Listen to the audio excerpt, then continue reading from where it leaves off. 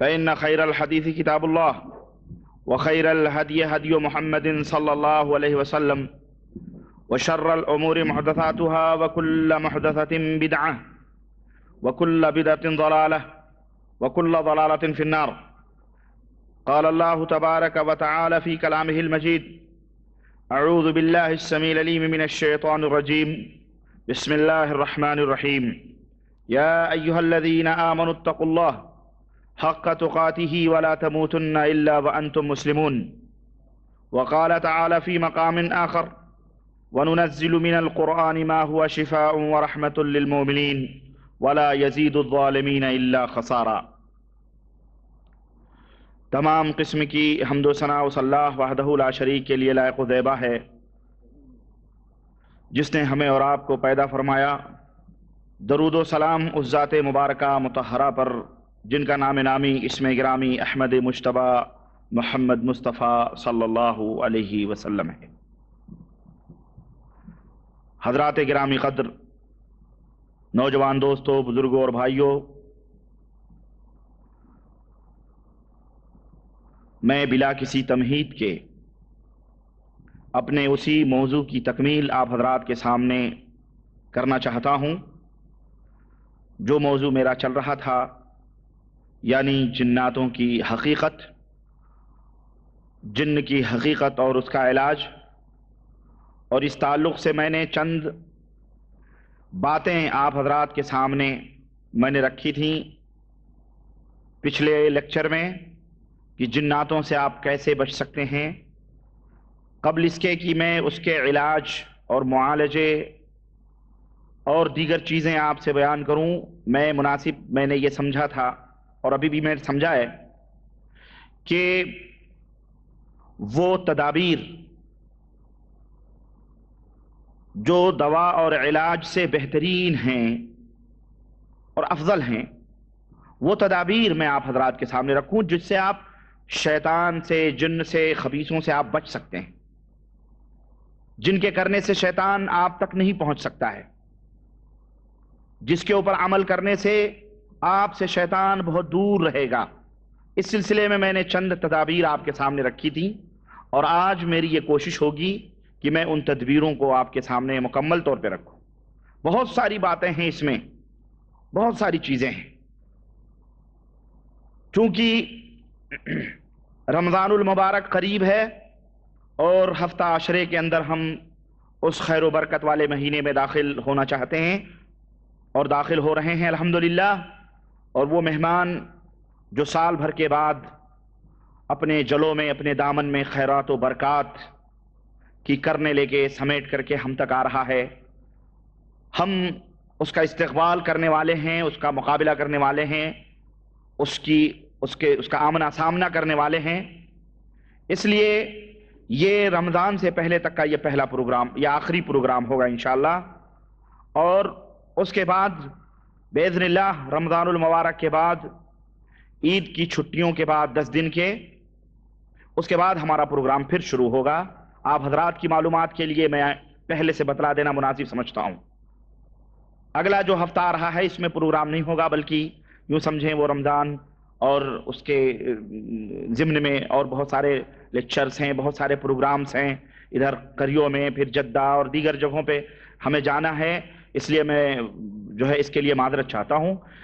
رمضان کے بعد 10 دن کی چھٹی عید کی ہوتی ہے، اس کے بعد انشاءاللہ جو پہلا جمعرات ہوگا،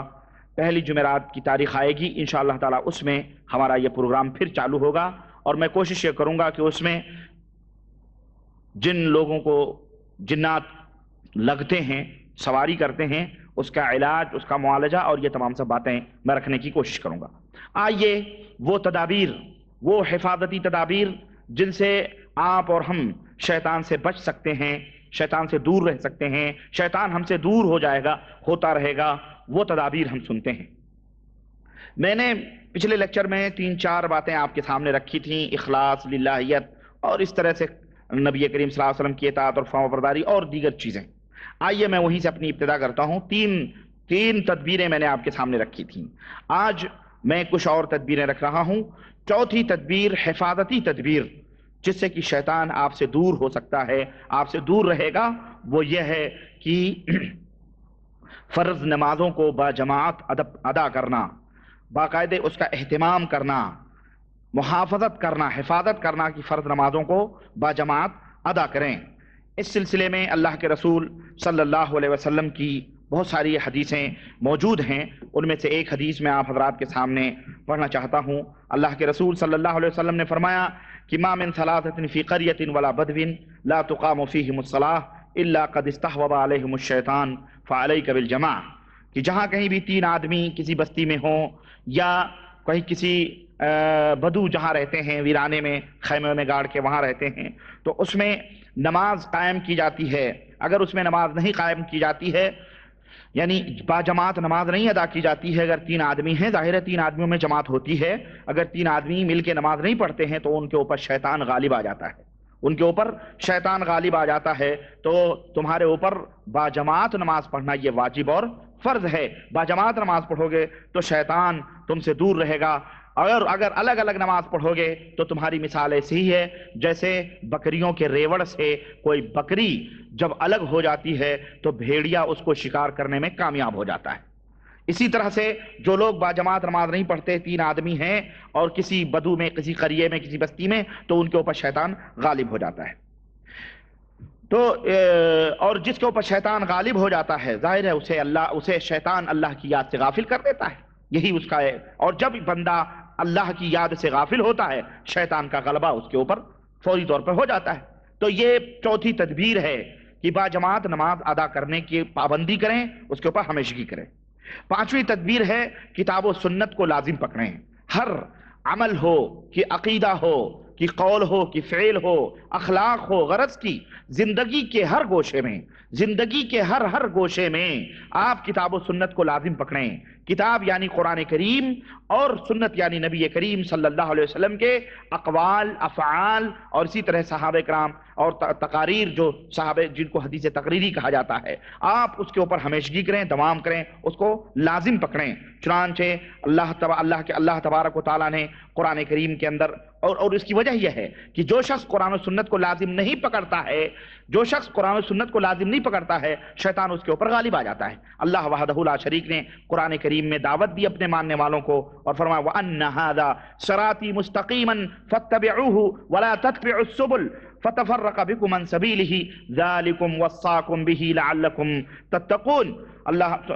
سورہ انعام آیت نمبر 153، اللہ وحدہ لا شریک نے فرمایا کہ بے شک یہ میرا سیدھا راستہ ہے، یہ میری سیدھی راہ ہے، تو اے لوگو اسی سیدھی راہ کی اتباع کرو، اسی کے پیچھے پیچھے چلو۔ اور وَلَا تَتَّبِعُوا السُّبُلَ، سبل یہ سبیل کی جمع ہے، مختلف راستوں کے اوپر نہ چلو کہ تم بھٹک جاؤ، الگ الگ ہو جاؤ۔ جب تم الگ، یہی تمہیں اللہ وحدہ لا شریک نے وصیت کی ہے، اور اسی بات کی اللہ تبارک تعالیٰ نے تمہیں نصیحت کی ہے کہ تم اسی سیدھی راہ کو پکڑو، لعلکم تتقون، تاکہ تمہارے دلوں کے اندر تقوی اور پرہیزگاری پیدا ہو۔ اس حدیث کی تشریح پیغمبر اسلام، اس قرآن کریم کی تشریح، اس آیت کریمہ کی تشریح پیغمبر اسلام جناب محمد الرسول اللہ صلی اللہ علیہ وسلم نے اس طرح سے کی ہے، جو سنن نسائی کے اندر اور مسند احمد اور حاکم کے اندر بھی یہ حدیث آئی ہوئی ہے کہ اللہ کے رسول صلی اللہ علیہ وسلم نے خطاً بیدہ، آپ صلی اللہ علیہ وسلم نے اپنے دست مبارک سے ایک لکیر کھینچی آپ صلی اللہ علیہ وسلم نے، ثم اور اسی طرح سے اس کے اور پھر ثم قال، ایک لکیر آپ صلی اللہ علیہ وسلم نے کھینچی، ثم قال، پھر آپ صلی اللہ علیہ وسلم نے فرمایا هذا سبیل اللہ مستقیما، یہ اللہ کی سیدھی راہ ہے۔ اللہ کے رسول صلی اللہ علیہ وسلم نے ایک لکیر کھینچی اور اس کے اوپر اپنی انگلی مبارک رکھ کے فرمایا کہ یہ اللہ کی سیدھی راہ ہے۔ وخط عن یمینہ وشمالہ، اور آپ صلی اللہ علیہ وسلم نے، جابر کی روایت میں آتا ہے کہ اس ایک لکیر کے دائیں طرف دو لکیریں کھینچیں اور بائیں طرف دو لکیریں کھینچیں، اور فرمایا ہذہ السبل، یہ راستے ہیں، یہ مختلف راستے ہیں، لیس منہا سبیل الا علیہ شیطان یدعو الیہ، کہ ان راستوں کے اوپر، ان دونوں راستوں کے اوپر جو اس سیدھی راہ سے الگ الگ نکل رہے ہیں، ان دونوں راستوں کے اوپر شیطان بیٹھے ہوئے ہیں جو تمہیں اپنی طرف بلا رہے ہیں، یہ اللہ کی راہ نہیں ہے۔ پھر اللہ کے رسول صلی اللہ علیہ وسلم نے یہ قرآن کریم کی آیت پڑھی کہ وَأَنَّ هَذَا صِرَاطِي مُسْتَقِيمًا، یہ میری سیدھی راہ ہے تو تم اسی سیدھی راہ کے پیچھے چلو، اور وَلَا تَتَّبِعُوا السُّبُلَ، اور ان دونوں راستوں کو جو اس کے دائیں بائیں دو راستے نکل رہے ہیں ان کے اوپر نہ چلو۔ وہ 4 راستے سے 2 دائیں تھے 2 بائیں راستے تھے اور بیچ میں وہ سیدھی راہ تھی، اور وہ سیدھی راہ ظاہر ہے قرآن کریم ہے اور نبی کریم جناب محمد رسول اللہ صلی اللہ علیہ وسلم کی حدیث پاک ہے۔ تو شیطان سے بچنے کی سب سے بہترین ترکیب اور تدبیر یہ بھی ہے کہ آدمی کتاب و سنت کو لازم پکڑے، اس لیے کہ جب آدمی کتاب و سنت کو لازم نہیں پکڑے گا تو شیطان اس کو مختلف طریقوں سے، مختلف چیزوں سے اسے گمراہ کرے گا۔ اس کے پاس آئے گا، کہے گا یہ بھی عمل اچھا ہے، یہ بھی عمل اچھا ہے، فلانے حضرت نے یہ فرمایا ہے، فلانے بزرگ نے یہ فرمایا ہے، فلانے حضرت جی کا یہ فرمان ہے، فلانے امام صاحب کا یہ قول ہے، فلانے بزرگ کا یہ قول ہے۔ چنانچہ اس کو جب وہ قرآن و سنت کو پسے پشت ڈال دیا، پیچھے ڈال دیا اور شخصیتوں کے پیچھے دوڑنے لگا، تو شیطان اسے مختلف نیکیوں کی راہیں دکھائے گا، وہ اپنی طرف سے نیکیاں بنائے گا اور آ کر کے آپ سے کہے گا یہ نیکی ہے، یہ بہت اچھی چیز ہے، اس کے اندر اللہ راضی ہوتا ہے، اس کے اندر خوش ہوتا ہے۔ تو اس طرح سے شیطان تمہیں غلط راستوں کے اوپر ڈالے گا۔ چنانچہ علامہ ابن جوزی رحمۃ اللہ علیہ نے حضرت اعمش کی سند سے ایک بات بیان کی ہے، کہتے ہیں کہ ایک آدمی نے بیان کیا کہ جو جنوں سے بات کر رہا تھا، جیسے چھڑانے والے جناتوں سے بات کرتے ہیں، ایسے جنوں سے بات کر رہا تھا، تو ان جنوں نے کیا کہا لیس علینا اشد ممن یتبع السنہ، یعنی لیس علینا اشد ممن یتبع السنہ، ہمارے اوپر جو بہت سخت لوگ ہوتے ہیں، یعنی ہمارے نزدیک سب سے سخت لوگ وہ ہوتے ہیں جن کے اوپر ہم غلبہ نہیں پا سکتے، وہ لوگ ہوتے ہیں جو سنت رسول صلی اللہ علیہ وسلم کی اتباع کرتے ہیں، یعنی جو نبی کریم صلی اللہ علیہ وسلم کی سنت کو لازم پکڑتے ہیں، ان کی پیروی کرتے ہیں، ان کے اوپر ہمارا داؤ پیچ نہیں چلتا ہے، وہ بہت مشکل ہوتے ہیں، وہ کنٹرول میں نہیں آتے ہیں۔ اما اصحاب الاہواء، رہا وہ نفسانی خواہشات کرنے والے اپنی مرضی سے جس طرف چاہیں جس طرف جائیں، بے نکیل بے مہار کے، تو فإننا نلعب بهم لعبا، تو ہم ان کے ساتھ جیسے چاہتے ہیں کھیل کرتے ہیں، کھیلتے ہیں۔ لیکن جو لوگ سنت رسول صلی اللہ علیہ وسلم کی، اور آپ دیکھ لیں کہ جو لوگ سنت رسول سے ہٹے ہوئے ہیں، چاہے عقیدے میں ہٹے ہوئے ہیں یا اعمال میں ہٹے ہوئے ہیں، آپ دیکھ لیں شیطان روزانہ نت نئی بدعتیں ان کے سروں پہ مسلط کر رہا ہے کہ نہیں کر رہا؟ نت نئی بدعتیں، یہ بھی اچھی چیز ہے، یہ بھی اچھی چیز ہے، یہ بھی اچھی چیز ہے۔ کل منگل کو میرا ایک جگہ پروگرام تھا، میں نے رمضان کے تعلق سے وہاں تقریر کی کہ رمضان کا استقبال ہم کیسے کریں۔ ایک بڑے میاں تھے، اللہ انہیں ہدایت عطا فرمائے، وہ بھڑک گئے میرے اوپر۔ ایک صاحب نے سوال کیا، اصل میں کہنے لگے جی ہمارے ملکوں میں اذان ہوتی ہے آج کل، تو اس میں اذان سے پہلے درود پڑھتے ہیں، تو بہرحال اب میں بتاؤں درود پڑھتے ہیں تو کیا یہ صحیح ہے؟ میں نے کہا جناب یہ بدعت ہے، یہ گمراہی ہے۔ تو وہ بڑے میاں ہمارے اوپر بھڑک گئے، انہوں نے کہا کہ جناب آپ ہر چیز کو بدعت کہتے ہو، گمراہی کہتے ہو، درود پڑھنا بدعت ہے۔ اللہ تعالیٰ قرآن کریم میں فرماتا ہے ان اللہ وملائکتہ یصلون علی النبی یا ایھا الذین آمنوا صلوا علیہ وسلموا تسلیما، کہ اللہ اور اس کے فرشتے نبی کے اوپر درود بھیجتے ہیں، اے لوگو تم لوگ بھی اللہ کے نبی کے اوپر درود بھیجو۔ ہم نے کہا بے شک صحیح بات ہے بھائی، اللہ تعالیٰ نے قرآن میں فرمایا ہے، ٹھیک ہے۔ تو بولے جب اللہ نے فرما دیا تو اس میں کوئی وقت تو نہیں نا متعین ہے، اس میں کوئی وقت تو متعین نہیں ہے، تو جب وقت مقرر نہیں ہے، متعین نہیں ہے، تو آپ کون ہوتے ہیں یہ قید لگانے والے کہ یہاں درود پڑھو وہاں درود نہ پڑھو، یہاں کرو وہاں نہ کرو؟ ہماری طبیعت، ہم جہاں چاہیں گے وہاں درود پڑھیں گے۔ میں نے کہا بڑے میاں صحیح بات ہے، لیکن اگر یہ دروازہ آپ کھولو گے تو بہت سارے شر اور بہت سارے فتنے پیدا ہوں گے۔ بولے نہیں نہیں یہ اہل حدیث لوگ ہیں، ہمارے ملکوں میں بھی ہوتے ہیں، یہ درود نہیں پڑھتے۔ تو ہم نے کہا بھائی یہ آپ بہتان لگا رہے ہیں، آپ الزام لگا رہے ہیں۔